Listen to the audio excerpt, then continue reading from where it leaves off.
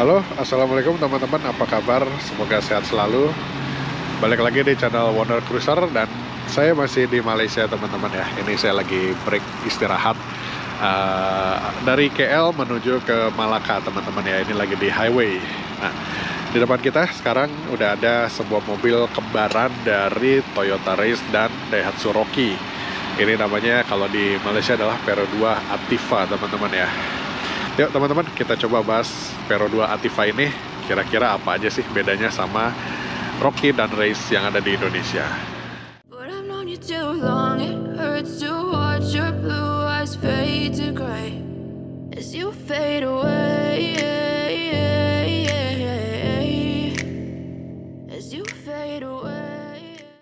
Oke, kita bahas dari eksterior dulu teman-teman ya. Untuk tampak depan seperti ini teman-teman ya. Ya jelas logonya berbeda, tapi dia ada beberapa perbedaan juga, kayak grill, terus bumper teman-teman. Udah gitu velg, nih velgnya seperti ini nih teman-teman. Keren ya, velgnya lebih rapi gitu ya. Terus kalau dari samping, nih seperti ini, ya sama aja. Kita lihat tampak belakangnya teman-teman. Nah, seperti ini tampak belakangnya. Dan dia tipenya ini yang AV teman-teman ya. Ini nih kalau nggak salah tipe yang paling tinggi atau satu di bawah yang paling tinggi seingat saya teman-teman.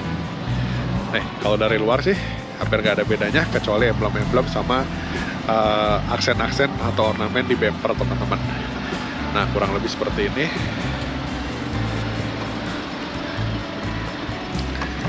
Sekarang kita coba masuk ke dalam. Tapi kalau di belakang ada yang lagi makan. Jadi kita coba bahas bagian dalamnya teman-teman. Nah ini dia udah ada leather seat teman-teman ya, leather seat. Jadi kalau di Malaysia ini tipe-tipe tertingginya itu mereka udah pakai leather seat, tapi ada campuran suede-nya juga teman-teman di sini ya. Jadi lebih lebih mewah gitu ya. Terus dia udah ada airbag di bagian joknya teman-teman.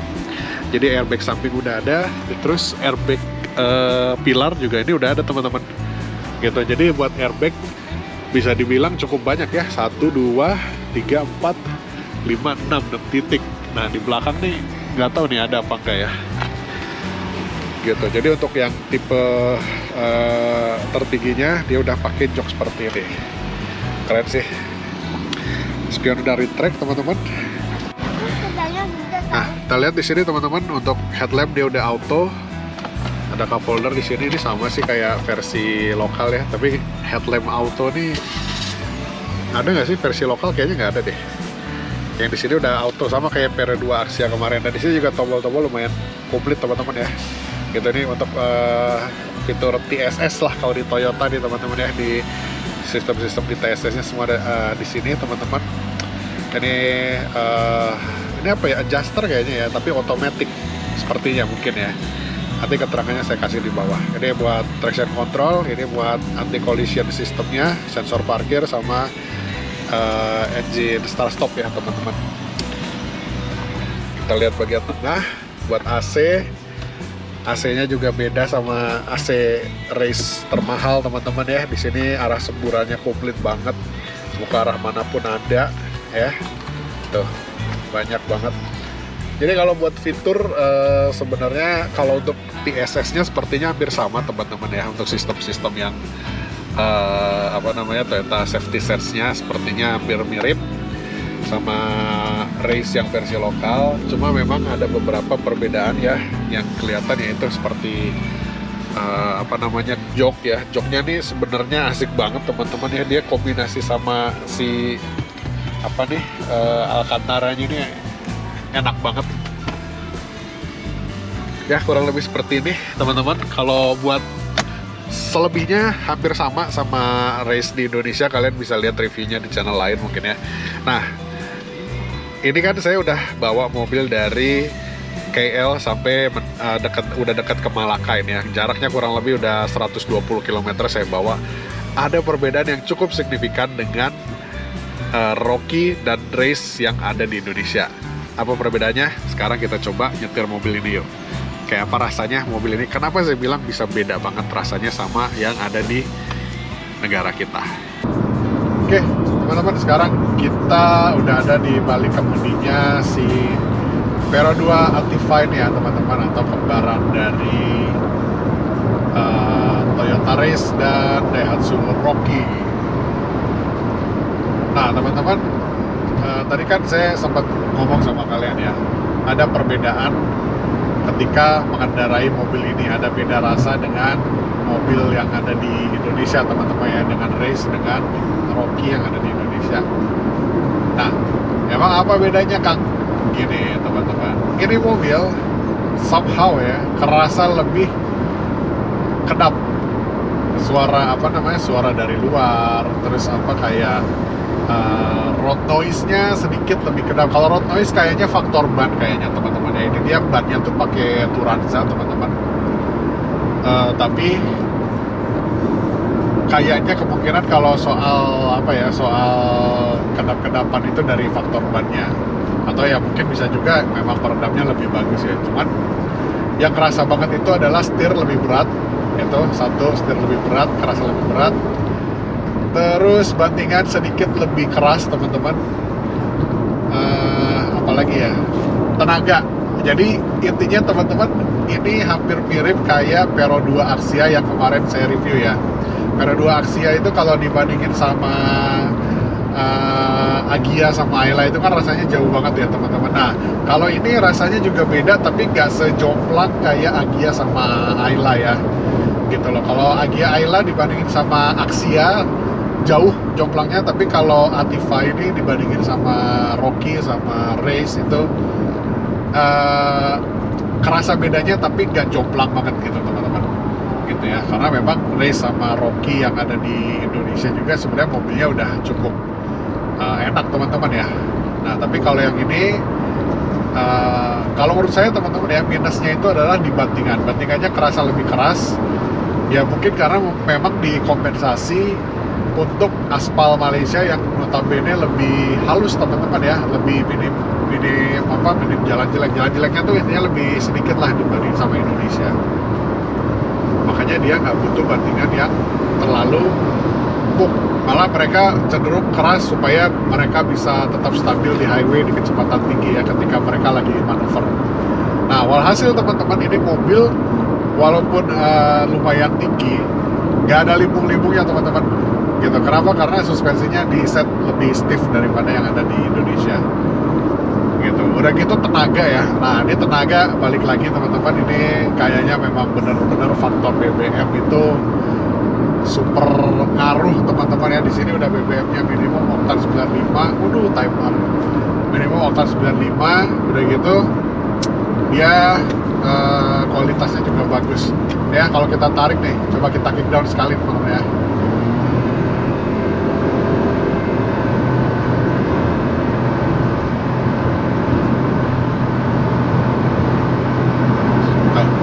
Ya lumayan gitu, lari 150 tuh enteng banget teman-teman, gampang banget. Nah yang kerasa banget ya buat tarikan itu di RPM bawah menuju ke tengah teman-teman. Wah itu tarikannya bener-bener gokil sih, asik banget teman-teman. Kalau kita ngomongin ini ya, ngomongin power, ini mungkin berkat BBM yang lebih bagus, powernya benar-benar keluar teman-teman. Nah terus kalau kita lihat ya teman-teman, ini kan kita cruising di kecepatan 135 km per jam ya. Nah mungkin kalian bisa dengar suara dari luar ini gak terlalu masuk ya, jadi masih cukup senyap. Ini saya ngomong dengan intonasi suara yang biasa aja, nggak yang teriak-teriak gitu ya, masih kedengaran mungkin ya, masih lumayan jelas. Dan saya pengen cerita sedikit teman-teman, kalau di Malaysia ini kita cruising speednya rata-rata di atas 100. Ini saya jalan 100, hampir 150, kayak pelan ya teman-teman ya. Di 148 saya jalan, rasanya kayak cuma jalan cepek gitu loh, karena memang semua di sini rata-rata orang-orang mengemudi dalam kecepatan yang cukup tinggi